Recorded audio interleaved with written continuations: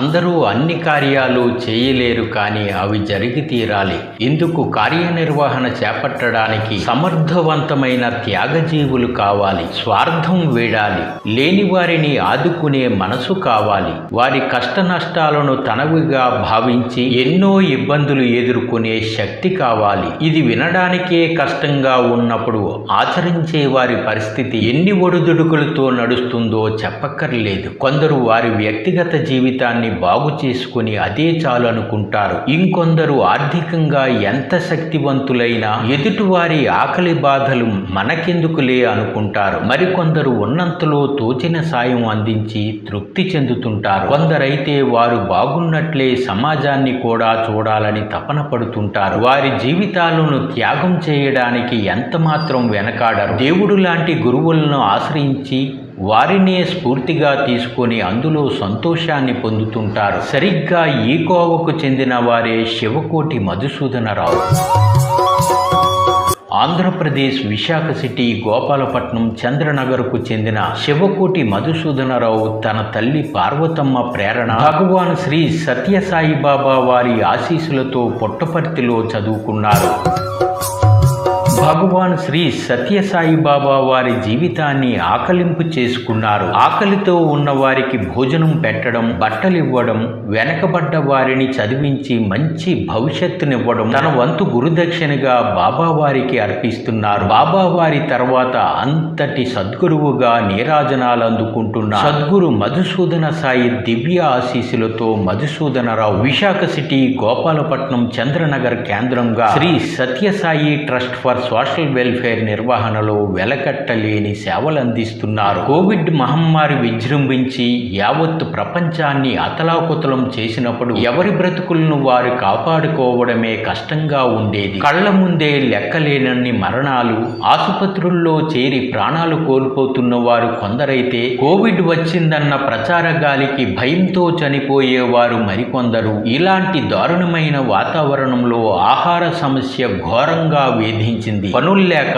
నిత్యావసర సరుకులు కొనుక్కునే స్తోమత లేక, తినడానికి తిండి కోసం అనేక చోట్ల జనం వెంపర్లాట ఘోరంగా కనిపించింది. విశాఖలో కేజీహెచ్కు వచ్చి వెళ్లే వేలాది రోగులు, వారి బంధువులు ఆ ప్రాంతంలో నిరాశ్రయులు నరకయాతన పడ్డారు. పూట భోజనం కొనుక్కుందామన్నా భోజన హోటళ్లు కూడా లేని పరిస్థితి దాపురించింది. ఇలాంటి తరుణంలో 2021 మార్చిలో ఆరంభమైన కోవిడ్ సెకండ్ వేవ్ నుంచి ఇప్పటి వరకు కేజీహెచ్ ఓపీ ఎదురుగా ఉన్న సాగర్ దుర్గా సర్జికల్స్ వద్ద అవసరమైన వారికి భోజనం పేరిట రోజుకి 300 మంది ఉచితంగా ఆహారం అందిస్తున్నారు. భగవాన్ శ్రీ సత్యసాయిబాబా సద్గురు మధుసూదన సాయి వారి దివ్య ఆశీస్సులతో ఈ కార్యక్రమాన్ని Shri Sathyasai trust for social welfare నిర్వహణలో మధుసూదనరావు విశేషంగా జరిపిస్తున్నారు. అలాగే ఆర్కే బీచ్ వద్ద రామకృష్ణ మిషన్ లో మా శారద సెలబ్రిల్ పాలసీ క్లినిక్ లో ఇంద్రియ సమస్యలతో ఇబ్బంది పడే పిల్లలకు రోజుకి 100 మందికి పౌష్టికాహారాన్ని అందిస్తున్నారు. ఇంకా వారి తల్లులకు కూడా ఉచితంగా మంచి భోజనం అందిస్తున్నారు.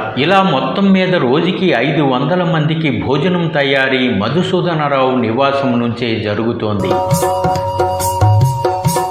ఎల్ఐసిలో అధికారిగా పనిచేస్తూనే మరోవైపు ఆయన ఈ బృహత్తర కార్యక్రమాన్ని జరిపిస్తుండడం విశేషం. ఇందుకోసం మధుసూదనరావు జీవిత భాగస్వామి విజయమ్మ అందిస్తున్న సహకారంతో పాటు తన కుటుంబ సభ్యులు, బంధుమిత్రులు, పలువురు దాతలు సహకరిస్తున్నారు. రోజు ఉదయం 6 గంటల నుంచి 10 గంటల వరకు భోజనం తయారీకి ఎంతో మంది వాలంటీర్లు అందించే సహకారం కూడా విశేషమే. మరి మధుసూదనరావు నివాసం పేద విద్యార్థులకు సరస్వతీ నిలయంగా మారింది. వారిని సద్గురు మధుసూదన సాయి ఆశీస్సులతో ఉన్నత చదువులు చదివించి ఉన్నత స్థితికి తీసుకువెళ్తున్నారాయన. భగవాన్ శ్రీ సత్యసాయిబాబా వారు ఉన్నన్నాళ్ళు భజనలతో కాలం వెళ్లదీసిన ఇబ్బంది ఉండేది కాదు. ఇలా భజనలకే పూర్తి సమయం కేటాయిస్తూ పోతే మరి బాబా వారి నుంచి ఎలాంటి నీతి తెలుసుకున్నట్లని మధుసూదనరావు ప్రశ్నిస్తుంటారు. బాబా వారి పట్ల కృతజ్ఞత ప్రదర్శించడం అంటే లేని వారికి భోజనం పెట్టి, కట్టుకోవడానికి బట్టలిచ్చి, వెనకబడ్డ విద్యార్థులకు మంచి చదువులు ఇవ్వాలని ఆయన అర్థం చెబుతుంటారు. ఆయనను ఎవరు ప్రశంసించినా లేని వారికి పేదవారికి సాయపడండనే సందేశమే వస్తుంది. పేదవారన్న పదాన్ని ఆయన ఎంత మాత్రం జీర్ణించుకోలేరు. జీవించి ఉన్నప్పుడే మంచి పనులు చేసేయాలి. మంచి పనులు చేయడానికి ముహూర్తాలు ఎక్కర్లేదు. ఈ క్షణమే మనదంటారాయన. అవకాశం ఉండి కూడా పొరుగువారికి సహాయపడలేకపోవడం దురదృష్టవంతుల లక్షణమని ఆయన అభిప్రాయం. ఆయన ఇటీవల విశాఖలో గీతం యూనివర్సిటీ వైద్య కళాశాలకు తన దేహదాన పత్రాల బిల్లును కూడా సమర్పించడం విశేషం. మంగళవారం మధుసూదనరావు జన్మదిన వేడుక సందర్భంగా ఆయన స్నేహితులు, అభిమానులు, వాలంటీర్లు, రామకృష్ణ మిషన్లో సెలబ్రల్ పాలసీ క్లినిక్ నిర్వాహకులు, టీచర్లు, పిల్లల తల్లిదండ్రులు ఎంతో ఆనందించారు. మధుసూదనరావుకు జన్మదిన శుభాకాంక్షలు తెలిపారు. మధుసూదనరావులో విలువలను అంతా కొనియాడారు. వేడుకలో వాలంటీర్లకు, శ్రేయోభిలాషులకు ఆయన బహుమతులు అందజేశారు.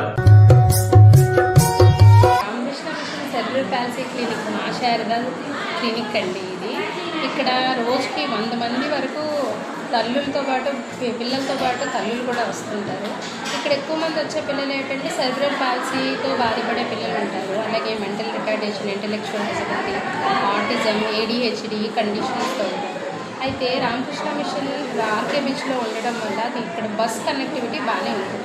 ఎక్కువ మంది పెందుర్తి దగ్గర నుంచి కొత్త వలస, చోడవరం, అలాగే ఇటు అనకాపల్లి, గాజువాక, అక్కడి నుంచి ఇటు మధురవాడ, శ్రీకాకుళం నుంచి కూడా చాలామంది పేరెంట్స్ ఇక్కడికి వచ్చి మా దగ్గర ఈ ఫ్రీ సర్వీసెస్ రామకృష్ణ మిషన్ వాళ్ళు అందిస్తున్న physiotherapy, special education, speech therapy ఇలాంటి ఫ్రీ సర్వీసెస్ తీసుకుంటారు. అయితే రామకృష్ణ మిషన్కి వచ్చేటప్పుడు పేరెంట్స్ చాలామంది తెల్లవారి 9 గంటలకు మనం ఇక్కడ థెరపీ స్టార్ట్ చేస్తున్నామంటే వాళ్ళు 6ంటికి బయలుదేరి రావటము, వాళ్ళు వంటలన్నీ వండుకొని ప్యాక్ చేసుకొని రావటము, అది చాలా ఇబ్బంది పడుతూ వచ్చేవారు అనమాట. దీనివల్ల పేరెంట్కి సరైన న్యూట్రిషన్ ఫుడ్ వండుకోలేకపోవడం, దాబరాలు అవన్నీ చేసేవారు. అయితే sir Sathyasai trust sir Madhusudan sir అయితే ఒకసారి వచ్చి కనిపించారు క్లినిక్లో. మేము ఇలాగ చేయొద్దాం అనుకుంటున్నాం. చెప్పగానే నాకు ఎంత ఆనందం వేసిందంటే ఇది ఎంత మంచి అవకాశం మాకు అని స్వామీజీ గారితో మాట్లాడి, సార్ కూడా మాట్లాడి ఈ పిల్లలకి, తల్లులకి మంచి న్యూట్రిషన్ ఫుడ్ రోజుకొక వెరైటీ అండి. ఇంట్లో కూడా వెరైటీలు ఎవరండి వండుకోగలరు. అలాగే ఇక్కడ మాకు చిన్నపిల్లలు ఒక 30 మంది వరకు ఉంటారు. ఈ 30 మంది చిన్నపిల్లలు మింగలేరు. వాళ్ళకి మింగడం చాలా ఇబ్బందికరం. సెరిబ్రల్ పాలసీతో ఉన్న పిల్లలకి మింగడం అంటే చాలా ఇబ్బంది. అలాంటిది మెత్తగా అన్నం చేసి తెచ్చేవారు. అలాంటిది సార్ రోజుకొక మెను మాట. హోటల్లోనైనా దొరకదు అంత మంచి మెను. మళ్ళీ న్యూట్రిషియస్ వాల్యూస్తో చూసుకుంటూ అలాంటి ఫుడ్ మన తల్లికి, బిడ్డకి అందిస్తున్నారు. చాలా హ్యాపీ అండి. మదర్స్ కూడా చాలా ఎంకరేజ్మెంట్ ఎలా ఉందంటే ఫిజియోథెరపీకి మేము రావాలి, మేము చేసుకోవాలి. ఈ ఫుడ్ తింటూ ఇంకా బలంగానే మదర్స్ చాలా బలంగా తయారయ్యారు. మేడం మీ ఇంట్లో ఇన్ని రకాలు మేము వండుకోగలమో లేదు, రోజుకొక వెరైటీ పంపిస్తున్నారు. అలాగే బర్త్డేస్ అనే రోజుకొక స్పెషల్ డోనర్స్ ఇచ్చేటప్పుడు అది కూడా చాలా హ్యాపీ. అందులో పిల్లల విషయంకి వస్తే ఎంత హ్యాపీ ఫీల్ అవుతారంటే ఇవాళ లడ్డు వచ్చింది, వంకాయ కూర, అలాగే పకోడీ కూర ఒకటి స్పెషల్గా పంపిస్తుంటారు. తర్వాత తోటకూర లివర్ ఫ్రై ఒకటి పిల్లలందరికీ చాలా ఇష్టం అన్నమాట. సాంబార్ ఎప్పటికీ ఎంత ఫేవరెట్ అంటే పిల్లలు మేడం ఉంటే మాకు ఇవ్వండి మేము పట్టుకెళ్తామని అడుగుతుంటారు. అలానే అందరికీ పంచిపెడుతుంటారు.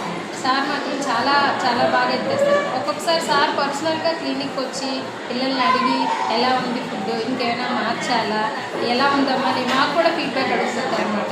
ఇంకా ఏమైనా టేస్ట్ మార్చాలా, బాగుందా, కొత్తగా ఏమైనా చేద్దామా, ట్రై చేద్దామా పిల్లల కోసం. సో నాకు సార్ ఎప్పుడు చెప్పలేదు. సార్ కొంతమంది వస్తారు కదా ఫుడ్ ఇచ్చేటప్పుడు అని చెప్తారు, ఈరోజు సార్ దగ్గర నుండి ఫుడ్ వండించారు. ఆ టేస్ట్ నాకు తెలిసిపోద్ది కదా, సార్ చేయి పడింది, ఇలా సార్ టేస్ట్ ఉంది ఈరోజు అని తెలుస్తుంది. Thank you so much sir. ఇలాంటి సేవా కార్యక్రమాలు మీరు చేయాలంటే భగవంతుడు కృప మీద ఇప్పుడు ఉండాలి. ముందుగా సార్కి చాలా థ్యాంక్ యూ. మా పేరెంట్స్కి చాలా హెల్ప్ అవుతుంది ఇలా ఫుడ్ ప్రొవైడ్ చేయడం వల్ల. చాలా దూరం నుంచి మదర్స్ బ్యాగులు వేసుకొని పిల్లలు పట్టుకొని చాలా దూరం నుంచి కష్టపడి వస్తున్నారు. వాళ్ళకి ఫుడ్ ఇంటికి వెళ్ళేసరికి చేసుకుని తినాలంటే చాలా కష్టం. అలాంటిది మీరు టైంకి మంచి ప్రోటీన్ ఫుడ్ పిల్లలకి, పేరెంట్స్కి కూడా, మదర్స్కి కూడా చాలా మంచి ఫుడ్ ప్రొవైడ్ చేస్తారు. ఏదో పెట్టామంటే పెట్టాం కాకుండా చాలా మంచి ఫుడ్ పిల్లలకి కూడా చాలా హెల్తీగా హ్యాపీగా తినేస్తారు. మేము కూడా కడుపు నిండా తినగలుగుతున్నాము. చాలా మంచి కార్యక్రమాలు చేస్తున్నారు మీరు. ఇంకా దేవుడు చాలా హెల్దీ. మేము బయట నుంచి వచ్చేటప్పుడు మార్నింగ్ వేరంగా వచ్చేస్తామండి. దూరం నుంచి రావడం వల్ల మాకు ఫుడ్ తెచ్చుకోవడం అవ్వదు. ఇక్కడ ఈ సర్వీస్ ఫుడ్ ఇవ్వడం వల్ల మాకు పిల్లలకి టైం టు టైం ఫుడ్ 1 కల్లా ఫుడ్ పెట్టడం అవుతుంది. దానివల్ల మాకు ఈ సర్వీస్ వల్ల టైం టు టైం పిల్లలకి పెట్టడం అవుతుంది. అది నాకు ఇంతే కావాలి, ఎంతకంటే పెట్టద్దు, చాలు ఇదే అన్నారు. ఇవన్నీ కూడా సర్వీస్లో నేర్చుకున్నాను. ఎంత అన్న నేర్పించింది. నేను అన్న దగ్గర 2000లో వచ్చా. 2000 నుంచి నాకు స్వామి దగ్గర తీసుకెళ్ళాడు, ఎలా ఉండాలని నేర్పించాడు. ప్రస్తుతం నేను నా పిల్లలు ఎలా ఉన్నా అంత స్వామిదయ్య మదన్నది. అంటే ఇప్పుడు నేనైతే ఆటోలోనే ఉన్నాను తప్ప ఎప్పుడు సర్వీస్ అయితే వెళ్ళలేదు. సో యాక్చువల్గా డిగ్రీ నుంచి స్టార్ట్ అయింది. Sunday first mental hospital service, అలాగా చాలా సర్వీసెస్ చాలా నేర్చుకున్నాం. అసలు ఎలా సర్వీస్ ఎలా చేయాలి, ఊరికే వీళ్ళు వచ్చేయడం కాదు, మనం వాళ్ళని ఎలా చేయాలి, ఎలా జాగ్రత్తగా ప్రతి విషయం ఆయన దగ్గర నేర్చుకున్నదే. అందుకే నేను సింపుల్గా చెప్తాను, విక్రమ్ గైడ్ ఎలా ఉంటుందో అలాగా మనం యాజ్ డీజ్ ఫాలో అయిపోవడమే. కొత్తగా మనకి కొత్తగా మనం చేయాల్సిన అవసరం లేదు. ఆయన చెప్పినట్టు అలా ఫాలో అయిపోతే ఆటోమేటిక్గా మనం కూడా వాటిలో వెళ్ళిపోతాం. యాక్చువల్గా మనం ఏంటంటే మనం హ్యాపీగా ఫీల్ అవ్వాలి ఇలాంటి మనిషి మన మధ్య ఉన్నప్పుడు. ఎందుకంటే ఆయనకి ప్రతి విషయంలో అనుభవం ఉంది. మనకు మహా అయితే ఒక దాంట్లో ఉంటుందేమో, మనం ఆయనలా తయారవ్వలేమేమో, కానీ కనీసం ఆయన చెప్పినట్టు వింటే చాలు. అదొకటే నా ఎంత డబ్బు సంపాదించామన్నది కాదు, మనం ఏమి తీసుకువెళ్తామన్నది తెలుసుకుంటే స్వామితో ఒకటే మాట చెప్పాను, నేను సేవ చేస్తూ నీలో ఐక్యం అయిపోవాలని.